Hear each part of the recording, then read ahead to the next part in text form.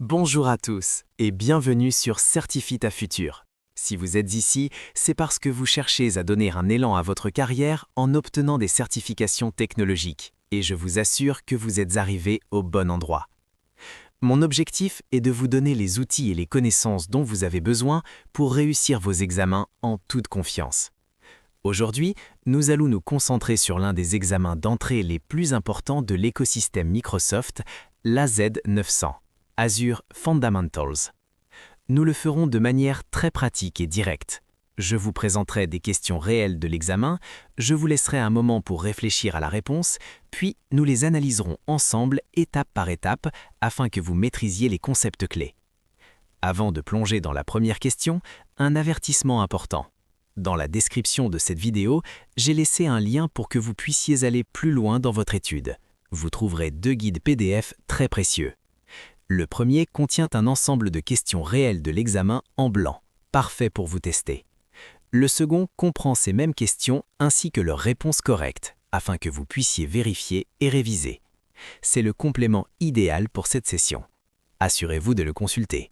Très bien, commençons par notre première question. Votre entreprise prévoit de migrer toutes ses machines virtuelles vers un abonnement Azure de type paiement à l'utilisation Pay as you go. Actuellement, les machines virtuelles sont hébergées sur des hôtes Hyper-V dans un centre de données. Vous devez vous assurer que la solution Azure prévue utilise le bon modèle de dépense. Solution proposée, il convient de recommander l'utilisation du modèle de dépense élastique, Elastic Spending Model. La solution répond-elle à l'objectif? Réfléchissez à votre réponse, oui ou non.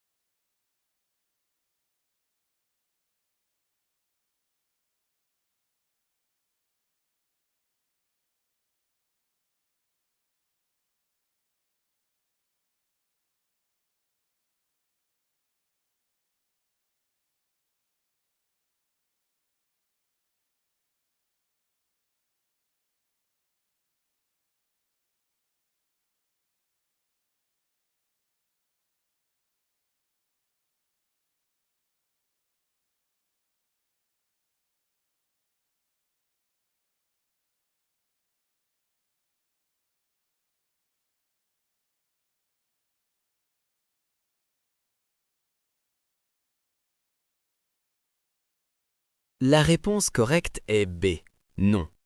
Analysons maintenant pourquoi. Dans Azure, il existe différents modèles de dépenses. Paiement à l'utilisation, Pay as you go, vous ne payez que ce que vous consommez sans engagement à long terme. Modèle de dépense élastique désigne la capacité de mettre à l'échelle automatiquement les ressources, à la hausse ou à la baisse, en fonction de la demande, optimisant ainsi les coûts. La question indique que l'entreprise va migrer ses machines virtuelles vers un abonnement de paiement à l'utilisation, ce qui correspond directement au modèle Pay as you go et non au modèle de dépense élastique.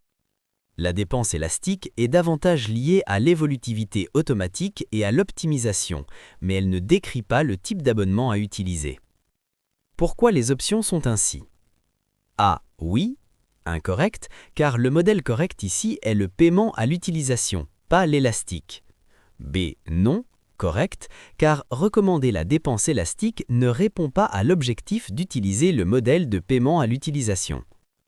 En conclusion, ce qui garantit réellement que la solution atteigne l'objectif est d'adopter le Pay as you go, le véritable modèle de facturation requis par le scénario.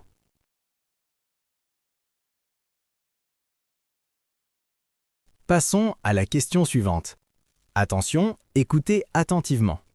Question. Les groupes de ressources offrent aux organisations la possibilité de gérer la conformité des ressources Azure sur plusieurs abonnements. Instruction. Examinez le texte souligné. Si l'affirmation est correcte, sélectionnez A. Aucune modification n'est nécessaire. Si elle est incorrecte, sélectionnez l'option qui la corrige. B. Groupe de gestion, Management Groups. C. Azure Policy. D. Plan Azure App Service. Très bien. Réfléchissez à votre réponse. Ce qui est écrit est-il correct ou doit-on le modifier?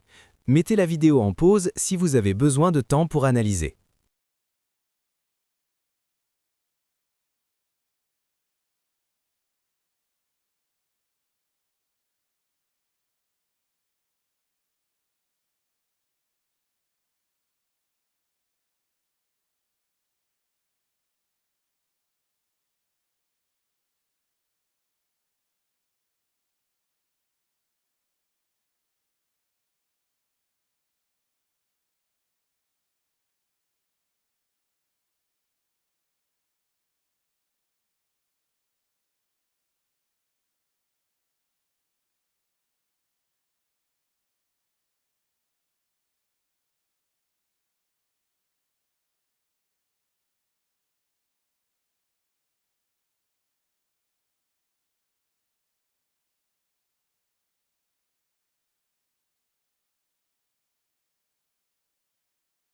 La réponse correcte est B.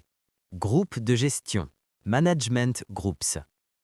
Analysons cela calmement.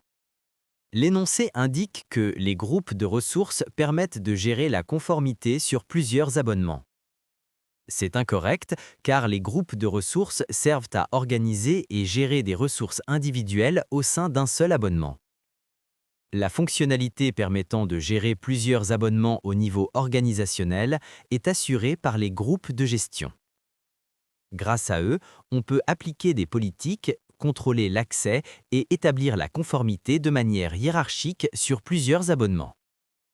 Option A. Aucune modification n'est nécessaire. Incorrect, car l'affirmation est fausse. Les groupes de ressources ne gèrent pas plusieurs abonnements. B. Groupe de gestion. Correct, ce sont eux qui permettent réellement l'administration et la conformité sur plusieurs abonnements. C. Azure Policy. Incorrect, elles sont utilisées pour appliquer des règles de gouvernance au niveau des ressources, mais n'organisent pas les abonnements. D. Plan Azure App Service. Incorrect, ils sont utilisés uniquement pour héberger des applications web et n'ont rien à voir avec la gouvernance ou la conformité.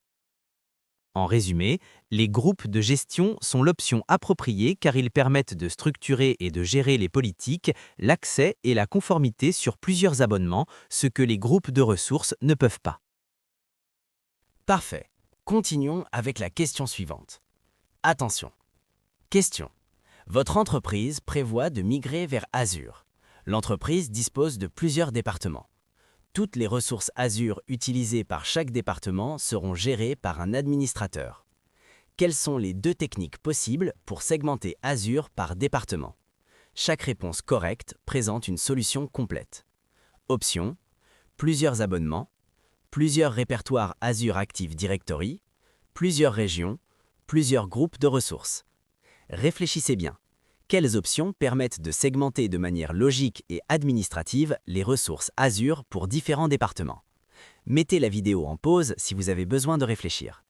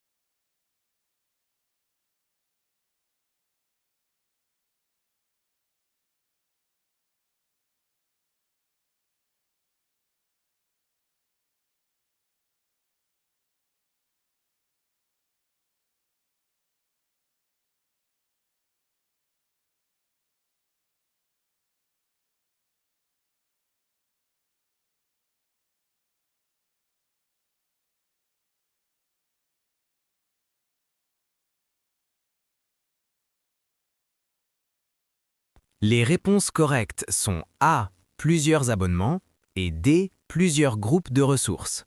Analysons cela en détail. A. Plusieurs abonnements. Chaque abonnement Azure permet d'isoler des ressources, d'assigner des administrateurs spécifiques et d'appliquer différents modèles de facturation. C'est très utile pour segmenter les départements, car chacun peut avoir son propre abonnement et un contrôle indépendant. D. Plusieurs groupes de ressources. Correct. Au sein d'un même abonnement, les groupes de ressources permettent d'organiser et de gérer les ressources de manière logique. Cela peut également représenter la division par département, facilitant la gestion et le contrôle d'accès, via le RBAC, contrôle d'accès basé sur les rôles. B. Plusieurs directoires Azure Active Directory. Incorrect. Azure AD est utilisé pour l'identité et l'authentification, mais pas pour organiser les ressources Azure par département. Créer plusieurs directoires n'est pas la manière appropriée de segmenter l'infrastructure. C. Plusieurs régions. Incorrect. Les régions sont liées à l'emplacement géographique des centres de données, data centers, et non à la segmentation organisationnelle ou administrative. En conclusion, la segmentation par département s'obtient avec des abonnements multiples et des groupes de ressources. Très bien. Passons maintenant à une question de type point d'accès, où nous devons évaluer si chaque affirmation est vraie ou fausse. Question. Pour chacune des affirmations suivantes, sélectionnez oui si l'affirmation est vraie, sinon sélectionnez non. Affirmation. Un seul compte Microsoft peut être utilisé pour gérer plusieurs abonnements Azure. Deux abonnements Azure peuvent être fusionnés en un seul. Une entreprise peut utiliser des ressources provenant de plusieurs abonnements. Analysez chaque affirmation calmement et décidez si elle est vraie ou fausse. Mettez la vidéo en pause et prenez votre temps avant de continuer.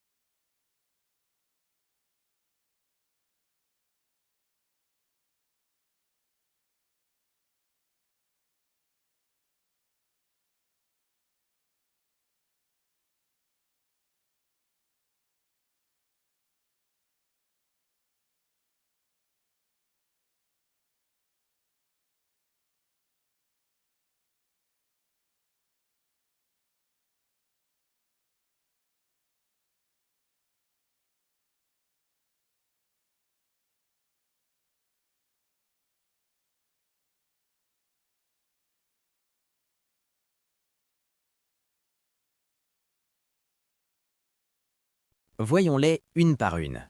Un seul compte Microsoft peut être utilisé pour gérer plusieurs abonnements Azure. Oui, correct. Un seul utilisateur Azure, AD ou compte Microsoft peut avoir des accès et des autorisations sur plusieurs abonnements. C'est courant dans les environnements d'entreprise. Deux abonnements Azure peuvent être fusionnés en un seul. Non, incorrect. Les abonnements sont indépendants et ne peuvent pas être fusionnés. Ce que vous pouvez faire, c'est déplacer certaines ressources entre des abonnements compatibles, mais pas les unir en un seul. Une entreprise peut utiliser des ressources provenant de plusieurs abonnements. Oui, correct. Il est tout à fait valable qu'une organisation gère plusieurs abonnements et utilise les ressources de chacun d'eux simultanément, en appliquant un contrôle via les groupes de gestion ou Azure AD. En conclusion, un seul compte gère plusieurs abonnements. Oui. Fusionner des abonnements. Non. Utiliser plusieurs abonnements à la fois. Oui. Passons maintenant à une autre question de type point d'accès dans laquelle nous devons compléter correctement l'affirmation. Question. Vous avez plusieurs machines virtuelles dans un abonnement Azure. Vous créez un nouvel abonnement. Qu'arrive-t-il aux machines virtuelles? Les machines virtuelles ne peuvent pas être déplacées vers le nouvel abonnement. Les machines virtuelles peuvent être déplacées vers le nouvel abonnement. Les machines virtuelles ne peuvent être déplacées vers le nouvel abonnement que si elles se trouvent toutes dans le même groupe de ressources. Les machines virtuelles ne peuvent être déplacées vers le nouvel abonnement que si elles exécutent Windows 2016. Très bien, réfléchissez à votre réponse, laquelle de ces options décrit correctement la situation.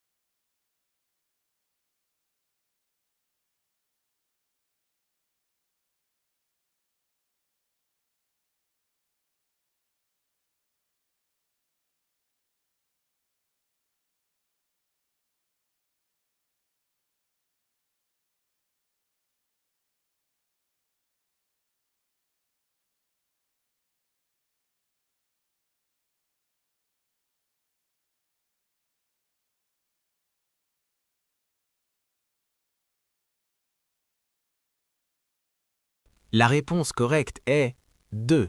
Les machines virtuelles peuvent être déplacées vers le nouvel abonnement. Analysons chaque option. Les machines virtuelles ne peuvent pas être déplacées vers le nouvel abonnement. Incorrect. Ce n'est pas vrai. Azure permet de déplacer des ressources entre abonnements tant qu'elles se trouvent au sein du même locataire. Tenant Azure AD. Les machines virtuelles peuvent être déplacées vers le nouvel abonnement. Correct. Oui, c'est possible. Azure prend en charge le déplacement de machines virtuelles entre abonnements, bien que certaines limitations puissent exister. Par exemple, des dépendances réseau ou des configurations de stockage. Les machines virtuelles ne peuvent être déplacées que si elles se trouvent dans le même groupe de ressources. Incorrect. Il n'est pas nécessaire que toutes les machines soient dans un même groupe de ressources pour pouvoir les déplacer. Chaque ressource peut être migrée individuellement ou en groupe. Les machines virtuelles ne peuvent être déplacées que si elles exécutent Windows Server 2016. Incorrect. Il n'y a aucun rapport avec le système d'exploitation. Azure permet de déplacer des machines virtuelles, quelle que soit la version de Windows ou de Linux qu'elles utilisent. En conclusion, oui, on peut déplacer des machines virtuelles entre abonnements dans Azure, ce qui offre une grande flexibilité pour réorganiser les ressources selon la structure de l'entreprise. Très bien. Continuons avec une autre question intéressante sur les réseaux dans Azure. Question. Vous disposez d'un environnement Azure contenant plusieurs machines virtuelles Azure. Vous prévoyez de déployer une solution permettant aux ordinateurs clients de votre réseau local de communiquer avec les machines virtuelles Azure. Vous devez recommander les ressources Azure à créer par la solution planifiée. Quelles sont les 2 ressources Azure que vous devriez inclure dans la recommandation? Chaque réponse correcte présente une partie de la solution. Option A. Une passerelle de réseau virtuel, Virtual Network Gateway. B. Un équilibreur de charge, Load Balancer. C. Une passerelle d'application, Application Gateway. D. Un réseau virtuel, Virtual Network. E. Un sous-réseau de passerelle, Gateway Subnet. Réfléchissez calmement. De quelles ressources avez-vous besoin pour connecter votre réseau local aux machines virtuelles dans Azure?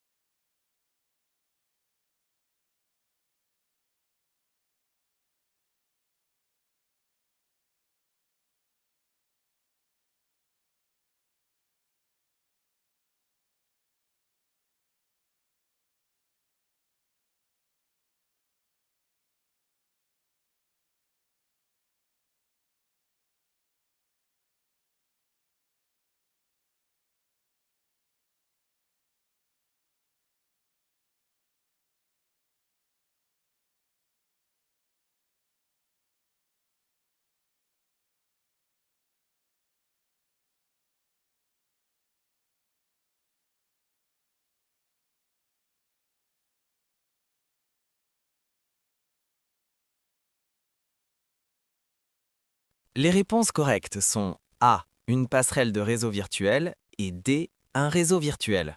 Analysons chaque option. A. Une passerelle de réseau virtuel, Virtual Network Gateway, correct. La passerelle de réseau virtuel permet d'établir une connexion sécurisée, VPN ou ExpressRoute, entre le réseau local et Azure. Elle est fondamentale pour permettre la communication entre les 2 environnements. D. Un réseau virtuel, VNet, correct. Toutes les machines virtuelles dans Azure doivent se trouver au sein d'un réseau virtuel. Sans lui, il est impossible d'organiser ou de faire communiquer les ressources. Pour établir une connectivité depuis le réseau local, vous devez d'abord avoir un VNet défini. B. Un équilibreur de charge, Load Balancer, incorrect. L'équilibreur de charge répartit le trafic entre plusieurs machines virtuelles, mais il ne résout pas le problème de connectivité entre l'environnement on-premises et Azure. C. Une passerelle d'application, Application Gateway, incorrect. Il s'agit d'une ressource pour gérer le trafic HTTP, HTTPS, utile pour les applications web, mais pas pour la connexion d'un réseau local avec Azure. E. Un sous-réseau de passerelle, Gateway Subnet, incorrect. Bien qu'il soit nécessaire dans la configuration technique de la passerelle, il n'est pas considéré comme une ressource indépendante devant être recommandée dans la solution globale. L'essentiel est le VNet et la passerelle de réseau virtuel. En conclusion, pour connecter le réseau local aux machines virtuelles dans Azure, vous avez besoin d'un réseau virtuel, VNet, et d'une passerelle de réseau virtuel.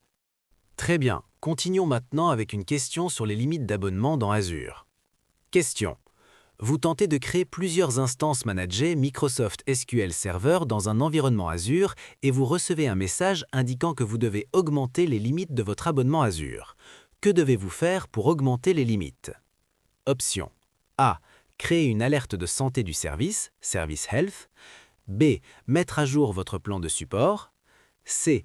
Modifier une stratégie Azure, Azure Policy. D. Créer une nouvelle demande de support, Support Request. Très bien, analysez les options. Quelle est la procédure correcte pour augmenter les limites d'un abonnement? Mettez la vidéo en pause si nécessaire avant de continuer.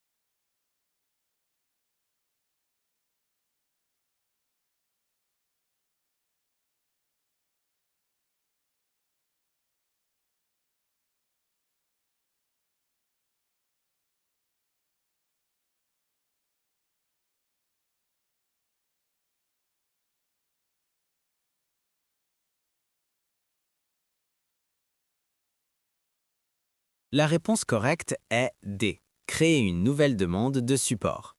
Passons en revue chaque option. A. Créer une alerte de santé du service. Incorrect. Cela sert à notifier des problèmes de disponibilité ou de performance des services, mais n'augmente pas les limites d'abonnement. B. Mettre à jour le plan de support. Incorrect. Le plan de support n'est pas lié aux limites de ressources. Augmenter le support n'augmente pas les quotas d'utilisation. C. Modifier une stratégie Azure. Incorrect. Les stratégies Azure Policy sont utilisées pour appliquer des règles de gouvernance aux ressources et non pour modifier les limites d'abonnement. D. Créer une nouvelle demande de support. Correct. Lorsque vous devez augmenter des limites ou des quotas, par exemple cœur de processeur, instance SQL, etc., vous devez créer une demande de support dans le Azure Portal. C'est le processus officiel pour demander l'extension des limites d'abonnement.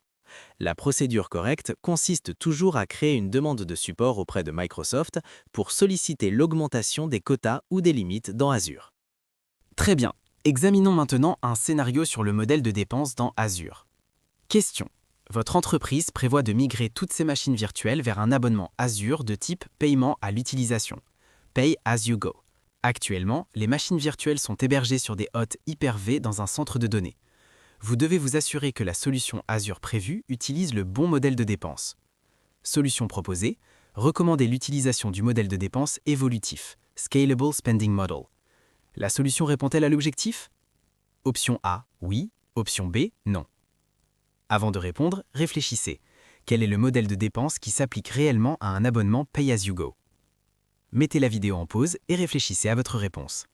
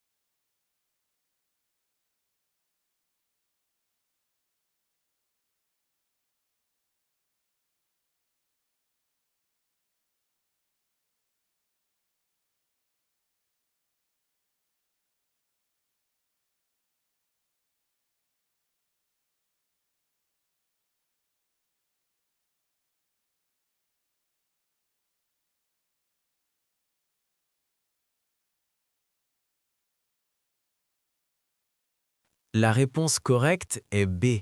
Non. Le scénario mentionne que les machines virtuelles migreront vers un abonnement de paiement à l'utilisation. Le modèle de dépense par paiement à l'utilisation, Pay as you go, est basé sur un modèle de dépense d'opération et non sur un modèle de dépense évolutif. Bien qu'Azure permette de faire évoluer les ressources facilement, le modèle évolutif n'est pas un modèle de dépense officiellement reconnu par Microsoft. Il aurait fallu recommander le modèle de dépense à la demande, paiement à l'utilisation. En conclusion, la solution ne répond pas à l'objectif, car le modèle correct est le Pay as you go et non le modèle évolutif. Très bien. Passons maintenant à un scénario de réseau et de conformité dans Azure. Question. Votre entreprise prévoit de déplacer plusieurs serveurs vers Azure. La politique de conformité de l'entreprise stipule qu'un serveur nommé FinServer doit se trouver dans un segment de réseau distinct. Vous évaluez quels services Azure peuvent être utilisés pour respecter cette politique. Quelle solution Azure devriez-vous recommander? A. Un groupe de ressources pour FinServer et un autre groupe de ressources pour tous les autres serveurs. B. Un réseau virtuel, Virtual Network, pour FinServer et un autre réseau virtuel pour tous les autres serveurs. C. Un VPN pour FinServer et une passerelle de réseau virtuel pour chacun des autres serveurs. D. Un groupe de ressources pour tous les serveurs et un verrou de ressources pour FinServer. Pause interactive. Avant de répondre, réfléchissez. Quel type de ressources Azure est utilisé pour isoler les réseaux et respecter les politiques de segmentation?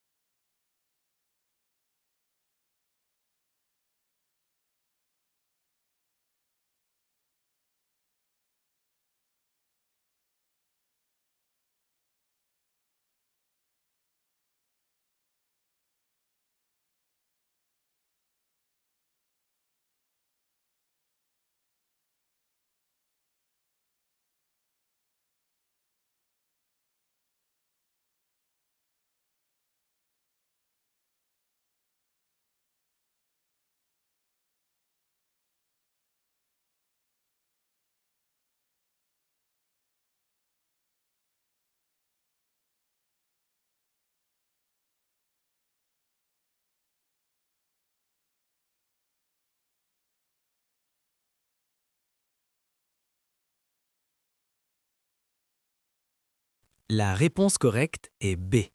Un réseau virtuel pour FinServer et un autre réseau virtuel pour tous les autres serveurs. Explication d'expert. Un groupe de ressources, option A, n'est qu'un conteneur logique pour gérer et organiser les ressources, mais ne fournit pas d'isolement réseau. Un VPN, option C, connecte des réseaux locaux à Azure, mais n'est pas un mécanisme de segmentation des serveurs au sein d'Azure. Les verrous de ressources, option D, sont utilisés pour empêcher des modifications ou suppressions accidentelles, mais n'isolent pas les réseaux. La manière correcte de garantir que FinServer se trouve dans un segment réseau distinct est de lui attribuer son propre réseau virtuel indépendant, option B. En conclusion, pour respecter les exigences de sécurité et de segmentation, des réseaux virtuels distincts doivent être créés pour FinServer et pour tous les autres serveurs. Voyons maintenant un scénario de stockage dans Azure. Question. Vous prévoyez de monter un lecteur réseau à partir de plusieurs ordinateurs exécutant Windows 10 vers Azure Storage. Vous devez créer une solution de stockage Azure pour le lecteur réseau planifié. Que devez-vous créer? A. Une base de données Azure SQL. B. Un disque de données de machine virtuelle. C. Un service de fichiers Azure Files dans un compte de stockage. D. Un service blob dans un compte de stockage. Réfléchissez un instant. Quel service Azure permet de monter un lecteur réseau accessible depuis Windows comme s'il s'agissait d'un partage de fichiers?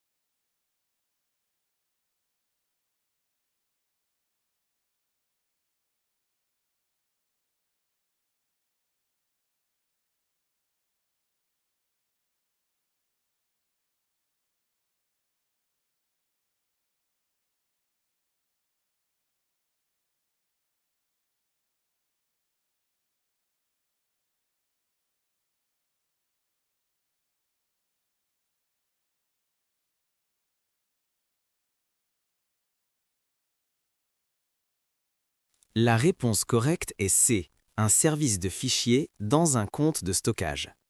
Azure SQL Database A sert pour les bases de données relationnelles, mais pas pour monter des lecteurs réseau.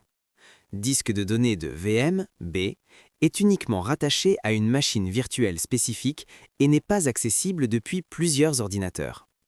Azure Blob Storage, D, est utilisé pour les objets, images, vidéos, sauvegarde, et ne se monte pas comme un lecteur réseau. Azure Files, C, permet de créer un partage de fichiers SMB, Server Message Block, qui peut être monté sous Windows en tant que lecteur réseau, répondant exactement à l'exigence. En conclusion, la solution correcte consiste à utiliser Azure Files au sein d'un compte de stockage. Il est maintenant temps de revoir la première étape de l'utilisation d'Azure. Question. Votre entreprise prévoit de commencer à utiliser Azure et va migrer toutes ses ressources réseau vers Azure. Vous devez commencer le processus de planification en explorant Azure. Que devez-vous créer en premier? Option. Un abonnement. B. Un groupe de ressources. C. Un réseau virtuel. D. Un groupe de management. Réfléchissez un instant. Avant de créer des ressources, des réseaux virtuels ou des groupes, quelle est la toute première chose dont vous avez besoin pour pouvoir utiliser Azure et affecter des coûts?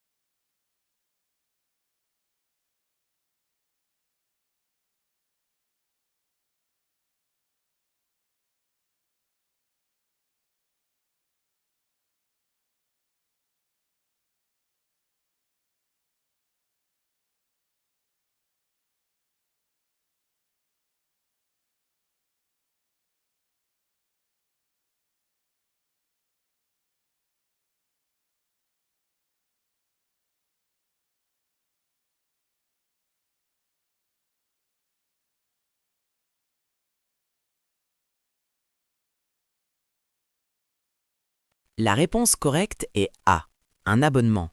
Groupe de ressources B sert à organiser et à gérer des ressources mais nécessite d'abord un abonnement. Réseau virtuel C, il s'agit d'une ressource au sein d'un abonnement. Il ne peut pas être créé sans lui. Groupe de gestion D, utilisé pour gérer plusieurs abonnements, mais vous devez d'abord posséder au moins un abonnement actif. Abonnement A, c'est la première chose à créer car il définit le périmètre de facturation, d'utilisation et d'accès dans Azure. En résumé, sans abonnement, vous ne pouvez rien créer ni gérer dans Azure. Nous allons maintenant aborder un sujet très important, les niveaux d'accès dans Azure Storage, plus précisément le niveau Archive, Archive Tier. Question. Les données stockées dans le niveau d'accès Archive d'un compte Azure Storage 1. Sont accessibles à tout moment via azcopy.exe 2. Ne peuvent être lues que via Azure Backup 3. Doivent être restaurées avant de pouvoir accéder aux données 4. Doivent être réhydratées avant de pouvoir accéder aux données. Pause interactive. Réfléchissez un instant.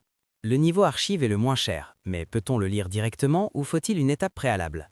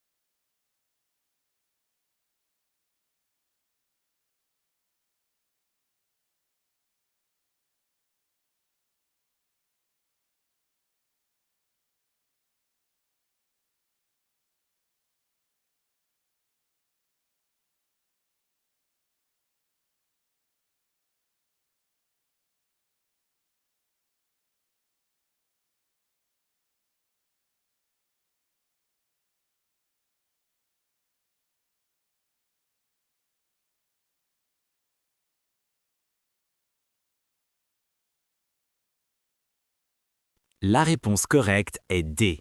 Doivent être réhydratés avant de pouvoir accéder aux données. Niveau archive est idéal pour les données consultées très rarement. Les données ne peuvent pas être lues directement lorsqu'elles sont au niveau archive. Avant d'y accéder, elles doivent être réhydratées vers un niveau d'accès hot, fréquent, ou cool, sporadique.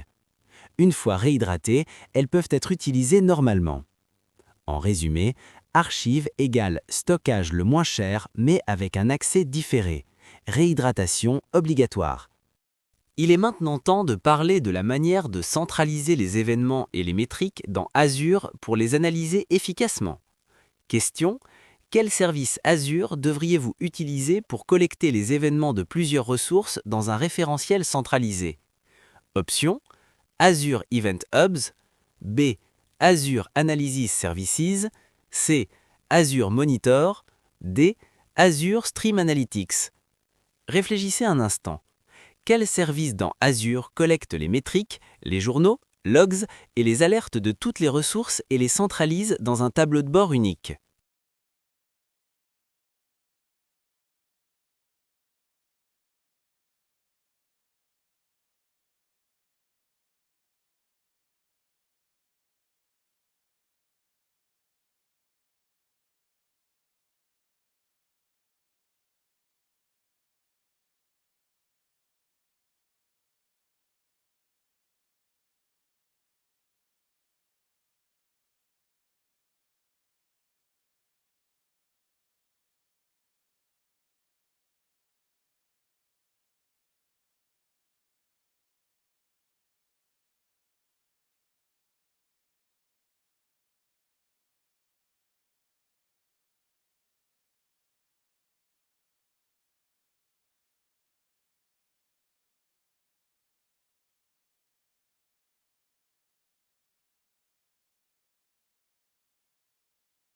La réponse correcte est C. Azure Monitor.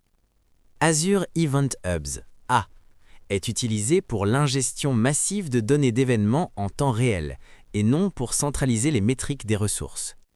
Azure Analysis Services, B, correspond aux services d'analyse de données comme Azure Synapse Big Data et non à la surveillance des ressources. Azure Stream Analytics, D, sert à traiter des flux de données en temps réel, mais pas à centraliser les métriques d'Azure.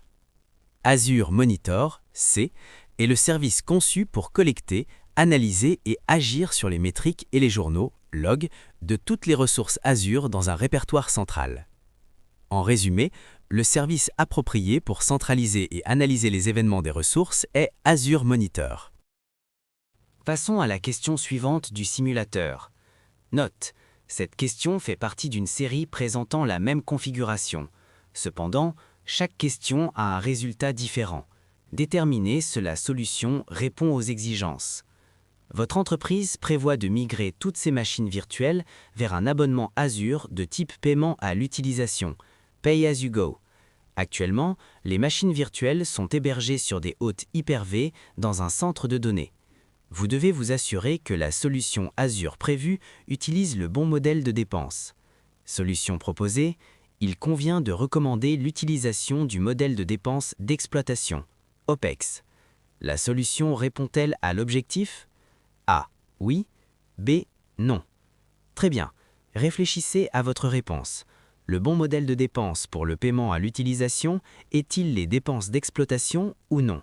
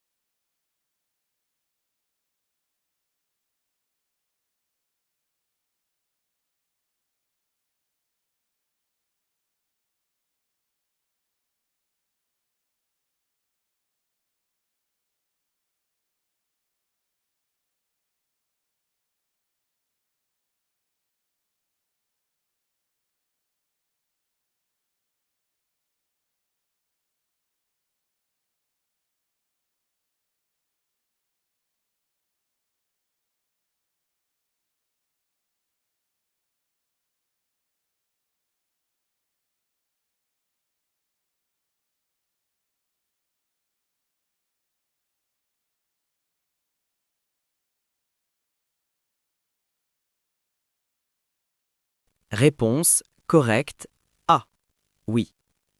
Explication d'expert, claire et complète. En informatique, il existe deux principaux modèles financiers. CAPEX, dépenses de capital, achat d'infrastructures propres, serveurs, stockage, un amortissement et des cycles longs. OPEX, dépenses d'exploitation, paiement récurrent pour la consommation d'un service, abonnement, paiement à l'utilisation, sans investissement initial en matériel. Lorsque vous migrez vers Azure avec un abonnement Pay as you go, paiement à l'utilisation, la facturation est basée exactement sur la consommation. Vous payez pour le CPU, la RAM, le stockage, les transferts, etc. Il s'agit d'un modèle OPEX. Par conséquent, recommander le modèle de dépenses d'exploitation est cohérent avec l'objectif d'utiliser un abonnement de paiement à l'utilisation dans Azure. Pourquoi l'autre option est incorrecte? B. Non. Incorrect, dire non impliquerait que le modèle de dépenses d'exploitation n'est pas le bon, ce qui contredit la réalité financière du cloud. Le Pay as you go est, par définition, de l'OPEX. Mini-conseil d'examen, si l'énoncé mentionne paiement à l'utilisation, abonnement, consommation ou sans investissement initial, pensez au OPEX. S'il parle d'acheter du matériel ou d'infrastructures sur site, on-premises, pensez au CAPEX. Passons à une autre question du même scénario. Note, cette question fait partie d'une série présentant le même scénario. Chaque question de la série contient une solution unique qui pourrait répondre aux objectifs fixés. Certains ensembles de questions peuvent avoir plus d'une solution correcte, tandis que d'autres peuvent n'en avoir aucune.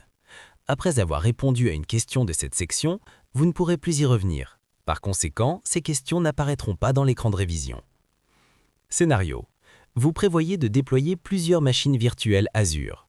Exigence. Vous devez vous assurer que les services s'exécutant sur les machines virtuelles sont disponibles en cas de défaillance d'un seul centre de données. Solution proposée. Vous déployez les machines virtuelles dans 2 ou plus groupes de mise à l'échelle. Question. Cela répond-il à l'objectif? A. Oui. B. Non. Réfléchissez bien. Le déploiement dans plusieurs groupes de mise à l'échelle garantit-il la haute disponibilité si un centre de données complet tombe en panne?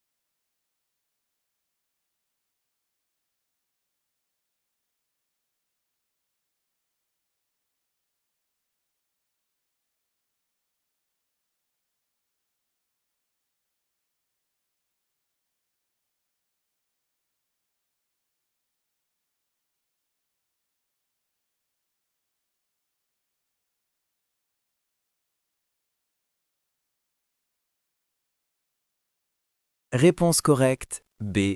Non. Explication d'expert.